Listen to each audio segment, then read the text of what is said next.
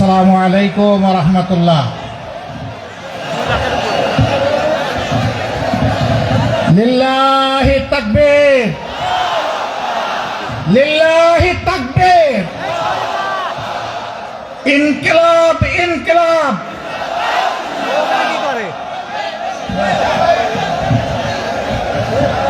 আসন্ন নির্বাচনকে সামনে রেখে ঐতিহ্যবাহী জেলা বাংলাদেশের দক্ষিণ পশ্চিমাঞ্চলের গুরুত্বপূর্ণ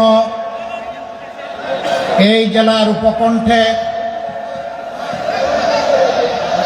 ঐক্যবদ্ধ বাংলাদেশের পক্ষ থেকে 11 দলীয় নির্বাচনী ঐক্যের চারজন প্রার্থীর সমর্থনে আয়োজিত নির্বাচনী জনসভার সম্মানিত সভাপতি, সভা মঞ্চে বসা 11 দলের কেন্দ্রীয় এবং স্থানীয় নেতৃবৃন্দ, ঝিনাইদহের সম্মানিত ভাই ও বোনেরা, সাংবাদিক বন্ধুগণ, উলামা হযরত, বিভিন্ন পেশার সম্মানিত ব্যক্তিবর্গ, আজ আমি আপনাদের সামনে কার্যত বক্তৃতা দিতে আসিনি। আমি এসেছি সেই সমস্ত মজলুম মানুষের কণ্ঠ হয়ে কথা বলতে, যারা বিগত আমলে নিজের সন্তান হারিয়েছেন, স্বামী হারিয়েছেন, কেউ কেউ স্ত্রী হারিয়েছেন, কেউ কেউ ভাই হারিয়েছেন, কেউ কেউ বোন হারিয়েছেন, অবশ শিশুরা তাদের পিতাকে হারিয়েছে। জালিম শাসক তাদেরকে নির্মমভাবে খুন করেছে। আমি তাদের হয়ে আপনাদের সামনে আজ দাঁড়িয়েছি। এরকম যাদেরকে এই দুনিয়া থেকে নির্মমভাবে বিদায় করা হয়েছে, জীবনের ঝুঁকি নিয়ে চেষ্টা করেছি তাদের ঘর দুয়ারে পৌঁছে যাওয়া, তাদের চেহারাগুলো দেখা, তাদের বুকের আকুতি এবং চোখের চাহনি বুঝা। আমি ওই সমস্ত সন্তানহারা মা এবং বাবা, স্বামীহারা স্ত্রী এবং পিতাহারা সন্তানের চোখের কোনায় পানি দেখিনি, আমি দেখেছি রক্তের ফুটা।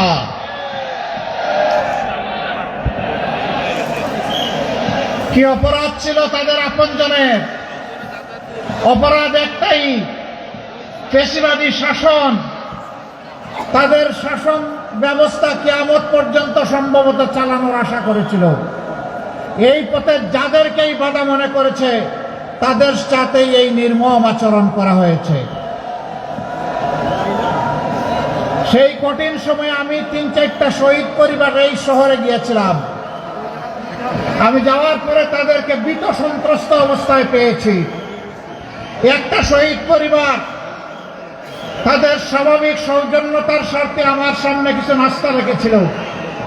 হঠাৎ করে শহীদের পিতা এসে কানে কানে বললেন, আমরা দুঃখিত, আপনি এই নাস্তা এখন আর গ্রহণ করবেন না, এখনই আপনার বের হয়ে যাওয়া দরকার।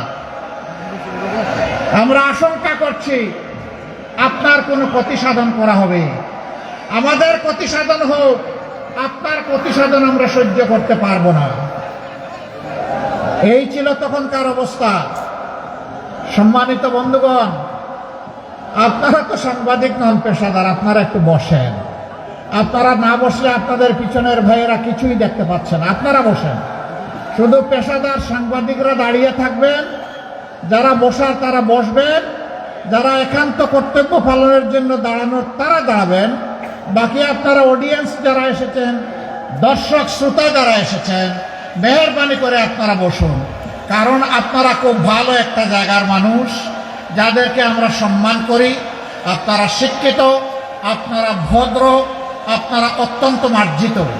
আপনারা বসে গিয়ে অন্যদেরকে সুযোগ করে দিন। ধন্যবাদ। বেশিরভাগ বসে পড়েছেন, কিছু ভাই জায়গা পাচ্ছেন না, তাদেরকে আস্তে করে জুড়ছে টান দিয়ে বসায় দেন। আপনারা বসায় দেন, ওনাদেরকে বসায় দেন, সাহায্য করেন, মজলুমকে সাহায্য করেন। এই লোকেরা জায়গা পাচ্ছে না। মাশাআল্লাহ, বাকিরা এখন আমরা কথা শুনবো ইনশাআল্লাহ, আর কেউ কথা বলবো না। সম্মানিত ভাইয়েরা, বলছিলাম আমি তাদের হয়ে এখানে দাঁড়াতে এসেছি। আমি শুধু তাদের হয়ে এখানে দাঁড়াতে আসিনি, আমি দাঁড়াতে এসেছি সেই সমস্ত মাদের, বাবাদের, বোনদের, সন্তানদের, ভাইদের পক্ষে এখানে কথা বলতে, যাদের আপনজনকে ধরে নিয়ে, তুলে নিয়ে আয়না করে বছরের পর বছর গুম করে রাখা হয়েছিল। তারা জানতেন না তারা জীবিত না মৃত। এই অবস্থায় আল্লাহর মেহেরবানিতে, কে ভাই আবার মাইক দিয়ে কথা বলছেন? আপনার মাইক বন্ধ করেন। আপনার মাইক থেকে আর অনুরোধ করা লাগবে না, এটা আরেকটা ডিস্টারবেন্স। ওনাকে কথা বলবেন না। তো বলছিলাম যে যাদের আপনজন চলে গেছে, আপনজনকে জানাজা করে দাফন করতে পেরেছে, তাদের কষ্ট ছিল এক ধরনের। কিন্তু যারা আপনজন কোথায় আছে, তারা কি বেঁচে আছে না দুনিয়া ছেড়ে চলে গেছে জানতেন না, তাদের কষ্টের মাত্রা ছিল ভিন্ন।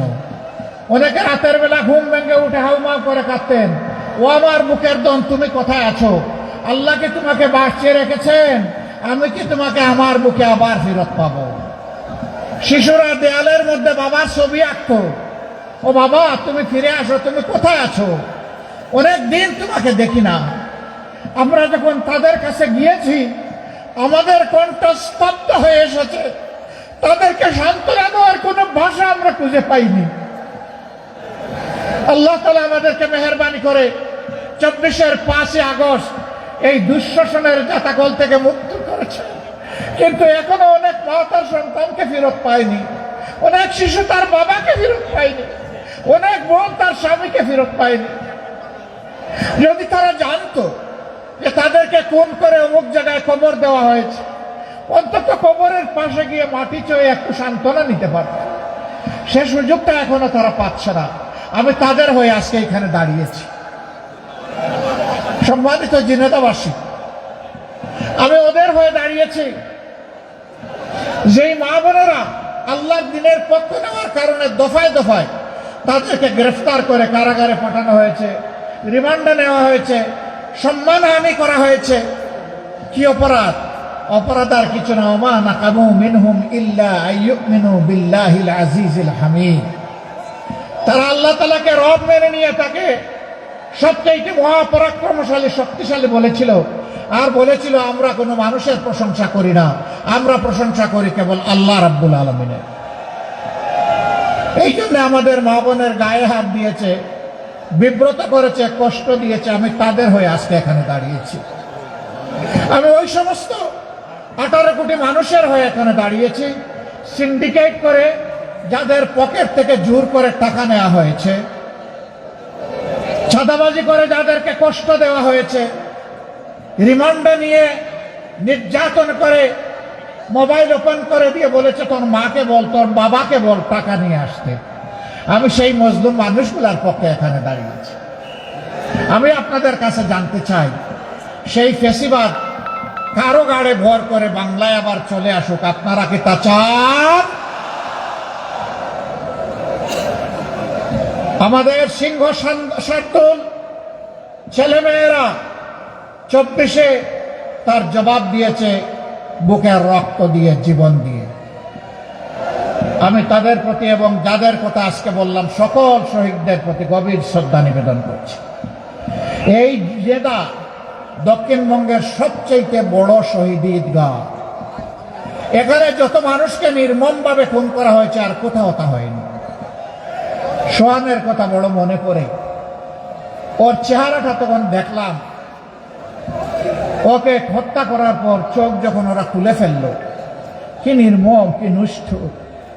তার মা বলেছিলেন, ওরে তোমরা আমার বুকের কোন কেড়েই যখন নিয়ে গেলে তখন তার দুইটু চোখ কেন তোমরা উপড়ে ফেললে? কি জবাব আমাদের এই মায়ের কাছে? কোনো জবাব নেই। সবুজের দুটি কচি সন্তানকে, অবুজ সন্তানকে যখন তুলে নিয়েছিলাম তখন চোখের পানি ধরে রাখতে পারিনি। এই সন্তানগুলোর কাছে আমাদের জবাব কি? আমরা বলেছি এই ফেসিবাদ আর ফিরে আসতে দেব না, ইনশাল্লাহ দেব না। বুকের রক্ত দিয়ে তাড়িয়েছি, কেউ আবার আসতে চাইলে বুকের রক্ত দিয়ে তাদেরকে রুখে দিব ইনশাআল্লাহ। প্রিয় জেনেদাবাসী, আমি জানি এই এলাকায় মানসম্মত শিক্ষা প্রতিষ্ঠান নেই। শিক্ষা প্রতিষ্ঠান যেমন নেই, স্বাস্থ্যসেবা নিশ্চিত করার জন্য তেমন কোনো মেডিকেল কলেজ বা বিশেষায়িত হাসপাতালও নেই। আমরা ঘোষণা করেছি ইনশাআল্লাহ পর্যায়ক্রমে আল্লাহ যদি আমাদেরকে সুযোগ দেন, তাহলে পর্যায়ক্রমে বাংলাদেশের প্রত্যেকটি জেলায় আমরা সরকারি মেডিকেল কলেজ গড়ে তুলব ইনশাআল্লাহ। শুধু মেডিকেল কলেজ গড়ে তুলে দূরে থেকে চেয়ে চেয়ে বসে থাকবো না, সবগুলো মেডিকেল কলেজকে উন্নত প্রযুক্তি সমৃদ্ধ করে দক্ষ জনবল দিয়ে এমনভাবে পরিচালিত করা হবে যাতে সংশ্লিষ্ট এলাকার জনগণ স্বস্তির সাথে তাদের স্বাস্থ্যসেবার অধিকার সানন্দে স্বেচ্ছায় এখানে এসে তারা ভোগ করতে পারে। আমরা মাঝে মাঝে দেখি চিকিৎসকরা অনেক সময় মফস্বল জেলাগুলার মেডিকেল কলেজে আসতে চান না। তার তিনটা কারণ। নাম্বার ওয়ান, তাদের সন্তানদেরকে লেখাপড়া করানোর জন্য মানসম্মত শিক্ষা প্রতিষ্ঠান থাকে না। নাম্বার টু, নিজেদেরও স্বাস্থ্যসেবা নেওয়ার মতো পর্যাপ্ত ব্যবস্থা থাকে না। নাম্বার থ্রি, এইখানে তাদের সন্তানদের পরিবারের সদস্যদের কর্মসংস্থানের কোনো ব্যবস্থা থাকে না। আমরা ঘোষণা করেছি ইনশাআল্লাহ আমরা কর্মবান্ধব পরিবেশ সারা বাংলাদেশে গড়ে তুলব। মানসম্মত শিক্ষা প্রতিষ্ঠান গড়ে তুলব, প্রাইমারি থেকে একদম ইউনিভার্সিটি পর্যন্ত। 18 কোটি মানুষের দেশ। এই দেশে শিক্ষা ব্যবস্থাকে ঠিক না করা পর্যন্ত জাতিকে ঠিক করা সম্ভব নয়। একটি বেটার এডুকেশন ছাড়া একটা বেটার নেশন আমরা গড়তে পারবো না। এই জন্য শিক্ষায় অবশ্যই আমরা গুরুত্ব দেব। তখন ওই চিকিৎসক বন্ধুটি আর নিজেকে নিয়ে বিপদে পড়বেন না। সম্মানিত ভাইয়েরা, শুধু চিকিৎসক না, এই ধরনের বহু পেশায় দক্ষ মানুষ এখানে আসতে চায় না। আমরা তাদেরকে পরিবেশ নিশ্চিত করার পরেও যদি কেউ না আসেন, তার বিপক্ষে রাষ্ট্র ব্যবস্থা নিতে ভুল করবে না। রাষ্ট্রের অর্থ আপনার পিছনে খরচ করা হচ্ছে, এই প্রতিষ্ঠানের পিছনে খরচ করা হচ্ছে সেবার জন্য, কাজের জন্য। অন্য জায়গায় বসে থেকে এখান থেকে টাকা নেওয়ার জন্য নয়। ভুল বুঝবেন না, শুধু চিকিৎসক না, সকলের প্রায় একই অবস্থা। প্রিয় জেনেদাবাসী, এই জেলার যোগাযোগ ব্যবস্থা আলহামদুলিল্লাহ যতটুকু আছে, কিন্তু আরো বহু করার প্রয়োজন রয়েছে। এখান থেকে যদি পাশের জেলা যশোরে যেতে চান, কোনো রোগী নিয়ে হয়তো সেখানে আপনি মুভ করতে চান, সেখানে একটা মেডিকেল কলেজ আছে, আরো উন্নত কিছু চিকিৎসা প্রতিষ্ঠান আছে, স্বাস্থ্যসেবা প্রতিষ্ঠান আছে। রাস্তার এমন বেহাল দশা যে রাস্তায় রোগী অর্ধমৃত অবস্থায় হয়ে যাবে। কেন? এই এলাকার কি কোনো মা বাবা নাই? সরকারের কি দুইটা চোখ নাই? সরকারের কি ম্যান পাওয়ার নাই? এইখানে কি পিডিবি, রোডস অ্যান্ড হাইওয়েজের লোকেরা নাই? তাহলে ভৌত এবং যোগাযোগ অবকাঠামো কেন তৈরি হচ্ছে না, কেন এটাকে রিপেয়ার করা হচ্ছে না? তার একটা মাত্র কারণ, রাষ্ট্রের টাকা চুরি করে, লুটপাট করে রাষ্ট্রের তহবিলকে ধ্বংস করে ফেলা হয়েছে। আমরা আপনাদেরকে কথা দিচ্ছি, আল্লাহ যদি আপনাদের ভোটের সমর্থনে আমাদেরকে সেই জায়গায় পৌঁছান, যারা আমাদের টাকা চুরি করেছে, জনগণের টাকা চুরি করেছে, ওদের পেটের ভিতরে হাত ঢুকাইয়া সেখান থেকে বের করা হবে ইনশাআল্লাহ। এটা দেশে হোক বিদেশে হোক, এটা বদ হজমে হবে, এটা হজম করতে পারবে না ইনশাআল্লাহ। এ টাকা ফেরত এনে রাষ্ট্রীয় কোষাগারে জমা দিয়ে দেশের উন্নত এবং জনগণের খেদমতে এটাকে ইনশাআল্লাহ ব্যয় করা হবে। যদি চুরি বন্ধ করা যায়, চুরি হওয়া টাকা যদি ফিরিয়ে আনা যায়, আমরা গভীরভাবে আশাবাদী মাত্র 5টা বছর লাগবে, বাংলাদেশের চেহারা পাল্টে যাবে ইনশাআল্লাহ। যারা যুবক বন্ধুরা আছো, তোমাদেরকে বলতে চাই, তোমাদেরকে আমরা কোনো বেকার ভাতা টাতা দেব না। বেকার ভাতা দিয়ে তোমাদেরকে আমরা অপমানিত করতে চাই না। আমাদের যুবকেরা কারো কাছে বেকার ভাতা চায় না। আমাদের যুবকেরা তাদের দক্ষতার, যোগ্যতার স্বীকৃতি চায়, তারা হাতে হাতে কাজ চায়। আমরা কথা দিচ্ছি তোমাদের প্রত্যেকের হাতে মর্যাদার কাজ তুলে দেব ইনশাআল্লাহ। মা বোনদের কথা দিচ্ছি, 24-এ আপনারা জীবন বাজি রেখে ঢাকা সহ সারা বাংলাদেশে আপনাদের সন্তানদের সাথে রাস্তায় এসে লড়াই করেছেন। আমরা আপনাদের কাছে কৃতজ্ঞ। এমন বাংলাদেশ আমরা আপনাদের জন্য গড়ে তুলতে চাই। আপনাদের গৃহে, যাতায়াত অবস্থায়, চলাচলে এবং কর্মস্থলে 3 জায়গায় ইনশাআল্লাহ আমরা আপনাদের জন্য শতভাগ নিরাপত্তা এবং মর্যাদা নিশ্চিত করব। কোন জালিম আপনাদের দিকে চোখ তুলে তাকানোর সাহস করবে না। আর যদি কেউ করে, রাষ্ট্র তার চোখ উপড়ে ফেলবে। আল্লাহ রাসূল বলেছিলেন,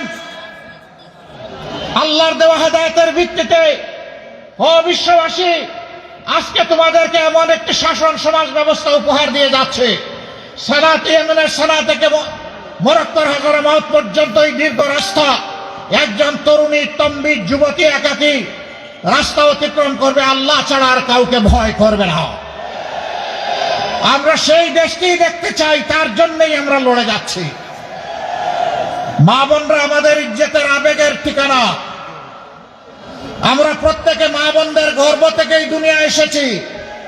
285 দিন গর্ভে থেকে তাদেরকে কষ্ট দিয়েছি, দুনিয়া এসেও কষ্ট দিয়েছি, বুকের দুধ চুষে চুষে খেয়েছি, আর সেই বুকের উপরে পেশাব পায়খানা বমি করেছি। মা শীতে কিংবা গ্রীষ্মে কখনো তার আদরের দুলাল দুলালিকে বিরক্ত হয়ে ছুঁড়ে মারেন নাই, বরঞ্চ উল্টা চুমু দিয়েছেন। সেই মায়ের ঋণ পরিশোধ করার কোনো শক্তি আমাদের নেই। আমাদের ওই মায়েদের ইজ্জত নিয়ে যারা টানাটানি করবে, তাদের দিকে যারা অসুরের চোখ দিয়ে তাকাবে, তাদের দিকে যারা হাত বাড়াবে, সেই সবগুলো হাতকে অবশ করে দেওয়া হবে ইনশাআল্লাহ। আমরা যদি মায়ের সন্তান হয়ে থাকি, তাহলে মায়েদের পাশে এভাবেই আমাদেরকে দাঁড়াতে হবে। যেই জাতি তার মাদেরকে ইজ্জত দিতে জানে, রব্বুল ইজ্জত সেই জাতির ইজ্জতকে বাড়িয়ে দেন। আর যেই জাতি, যেই দল, যেই গোষ্ঠী মায়েদেরকে ইজ্জত দিতে জানে না, আল্লাহ তাদেরকে অপদস্থ করেন, বেইজ্জত করেন। আমরা এই ধরনের অপতৎপরতায় লিপ্ত যারা, তাদেরকে বলি তোমাদের মাকে সম্মান করতে শিখো, তাহলে সমাজের মাদেরকেও তোমরা সম্মান করতে পারবা। তোমরা যদি সমাজের মাদেরকে সম্মান না করো, আমরা ধরে নিব তোমরা তোমাদের মাকেও সম্মান করো না। প্রিয় জেনেদাওয়াসী, আমরা যুদ্ধ ঘোষণা করেছি দুর্নীতির বিরুদ্ধে। আমরা 11টি দল এক হয়েছি দুর্নীতিকে লাল কার্ড দেখানোর জন্য। দুর্নীতি তোমাকে লাল কার্ড। জেনেদার মানুষ শিক্ষিত ভালো, এখানে কিন্তু চাঁদা টাদা কেউ নেয় না। এটাও নেয়, আগের চেয়ে কম রেটে নেয়। হ্যাঁ, বিভিন্ন জায়গায় জিজ্ঞেস করেছি, কয় যে রেট বাড়ায় দিস। লজ্জা করে না? মানুষ কেটে কুটে রুজি করতে চায়, আর তোমরা গিয়ে সেই মানুষের উপর চাঁদা চাও। যদি তোমাদের পেটে ক্ষুধা থাকে, তোমাদের জন্য 2টা সমাধান। একটা হলো ছেড়ে দাও, আল্লাহ আমাদেরকে যে রিজেক্ট দিয়েছেন তার থেকে তোমাদেরকে আমরা ন্যায্য অংশ দিয়ে দেব, মিলেমিশে হালাল রুজি খাবো। এটা যদি পছন্দ না হয়, রাস্তার পাশে গিয়ে ভিক্ষা করো, কিন্তু কারো কাছে চাঁদা চাইও না। ভিক্ষা করা হারাম নয়, চাঁদা চাওয়া হারাম। হারাম ছেড়ে দাও। এরপরে তোমাদের জন্য সুসংবাদ, আমরা এই দেশের যুবকদের হাতে কাজ তুলে দিতে প্রতিশ্রুতিবদ্ধ। তোমরাও এই দেশের যুবক, তোমাদেরকে আমরা সম্মানের কাজ তোমাদের হাতে তুলে দেব ইনশাআল্লাহ। সেদিন আমরা মিলেমিশে প্রিয় বাংলাদেশ গড়ব। তাই আমাদের স্লোগান হচ্ছে, অনৈক্য নয়, বিভক্তি নয়, ঐক্যবদ্ধ বাংলাদেশ। আপনারা সেই বাংলাদেশের সাথে থাকবেন ইনশাআল্লাহ। সম্মানিত ভাইয়েরা, এইভাবে সমাজের বিভিন্ন জায়গায় যারা দুর্নীতি করেন, তাদেরও দুশ্চিন্তার কোনো কারণ নেই। আপনারা দুর্নীতি ছেড়ে দিয়েও ইনশাআল্লাহ ভালো থাকবেন, সম্মানের সাথে বসবাস করবেন। আমরা সেই ব্যবস্থা সমাজ থেকে, রাষ্ট্র থেকে আপনাদেরকে উপহার দেব ইনশাআল্লাহ। আমি আরেকটা কথা বলে একটু সাবধান বাণী উচ্চারণ করতে চাই। শুধু রাজনৈতিক লেবাস পরে নয়, অন্য কোনো দায়িত্ব থেকেও যদি কেউ এবার জনগণের বুটের উপর কালো হাত রাখতে চান, সবগুলো আঙ্গুল খুলে ফেলা হবে। এই দুঃসাহস দেখাবেন না।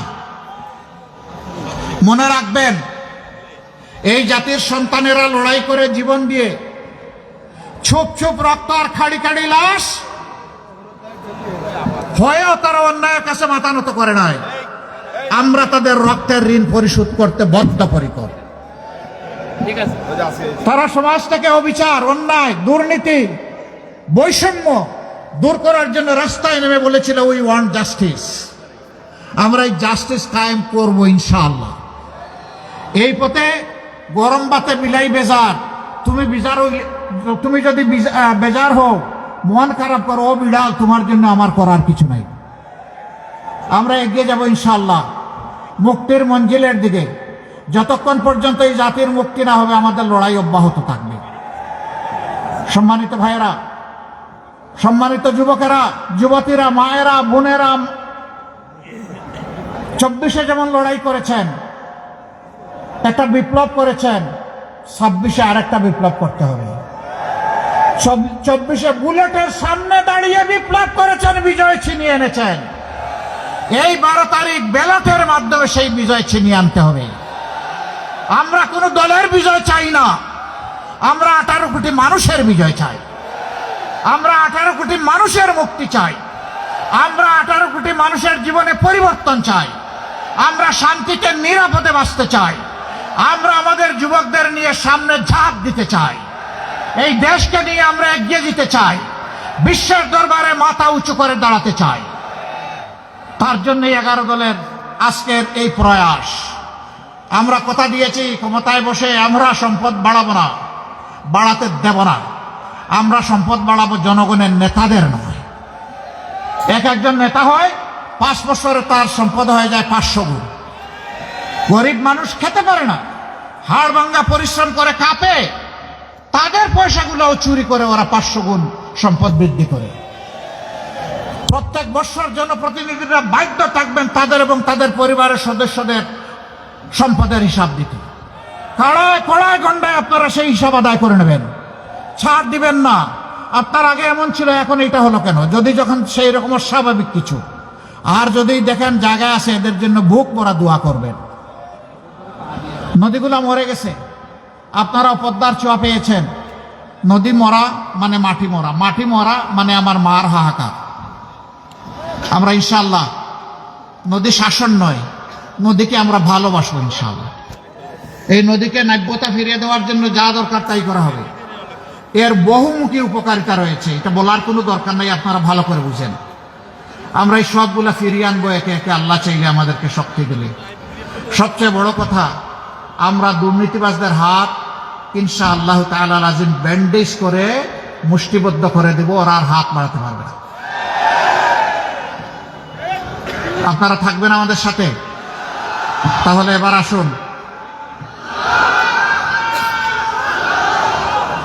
একটা কথা আমাকে এখান থেকে স্মরণ করিয়ে দেওয়া হয়েছে। ঝিনাইদহ কোনো রেল লাইনের ছোঁয়া পায়নি। আল্লাহ যদি আমাদেরকে এই দেশ সেবার দায়িত্ব দেন, আমরা কোনো জেলার সাথে সৎ মায়ের সন্তানের আচরণ করব না। যে জেলা যে ব্যাপারে যতটা পিছনে এবং বঞ্চিত, উন্নয়ন প্রথম চলে যাবে ওই ক্ষেত্রে তাদের ঘরে। এটা দেখা হবে না প্রধানমন্ত্রীর বাড়ি কোথায়, প্রেসিডেন্ট মহোদয়ের বাড়ি কোথায়, আর মন্ত্রী মহোদয়ের বাড়ি কোথায়। এটা দেখা হবে আমাদের বাংলাদেশের ঠিকানাগুলা ঠিক আছে কিনা, আর বঞ্চিত জনপদ তার পাওনা পেয়েছে কিনা। ইনশাআল্লাহ রেল লাইন সহ সবই হবে। শুধু একটা সদিচ্ছার, রাজনৈতিক সদিচ্ছার প্রয়োজন, আর একটা সৎ সরকারের প্রয়োজন। অসৎ সরকার দিয়ে এটা হবে না, চাঁদাবাজ দিয়ে এটা হবে না, দুর্নীতিবাজ দিয়ে এটা হবে না। সম্মানিত ভাইয়েরা, এবার আপনাদের কাছে আমানত রেখে যাচ্ছি আমাদের পক্ষ থেকে 4 জন ভাইকে, যারা আপনাদের হয়ে এই অঞ্চলের প্রতিনিধিত্ব করবেন ইনশাআল্লাহ। আমরা তাদের হাতে এখন ইনসাফের প্রতীক দাড়িপাল্লা তুলে দিব একে একে। আমরা তাদেরকে সামনে আসার জন্য আহ্বান জানাচ্ছি।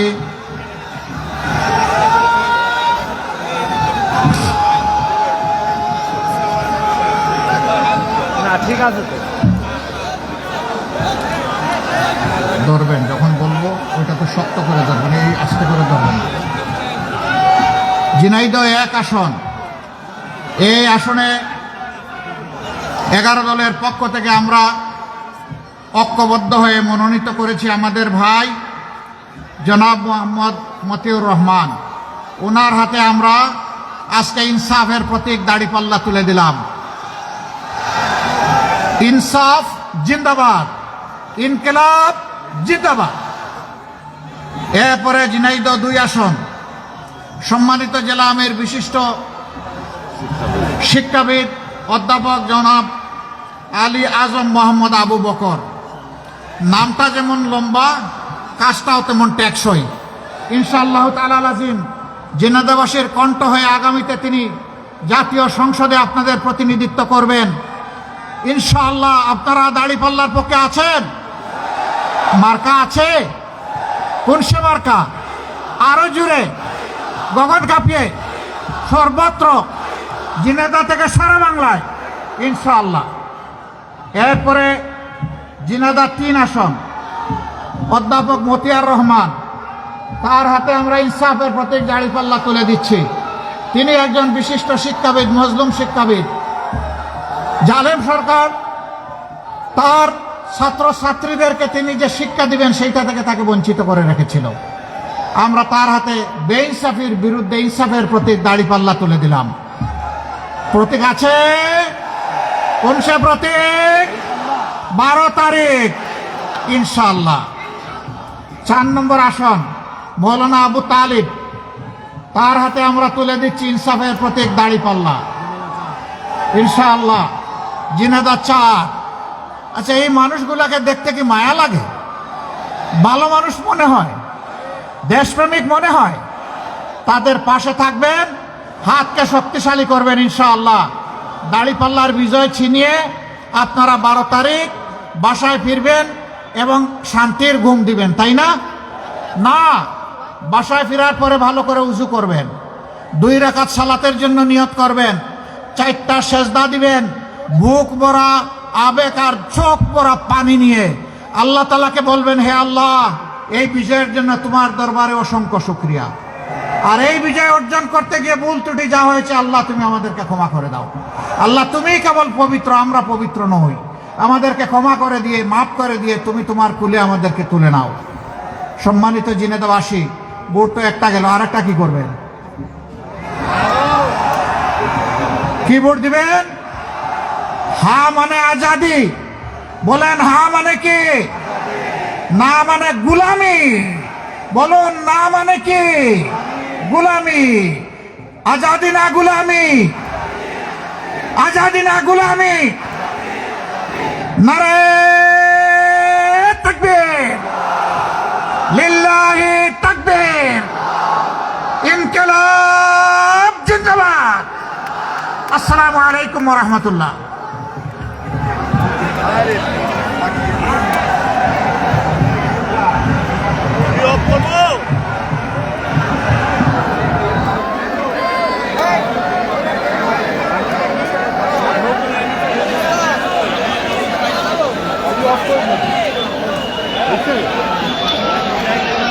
ভাই ওইটা নিয়ে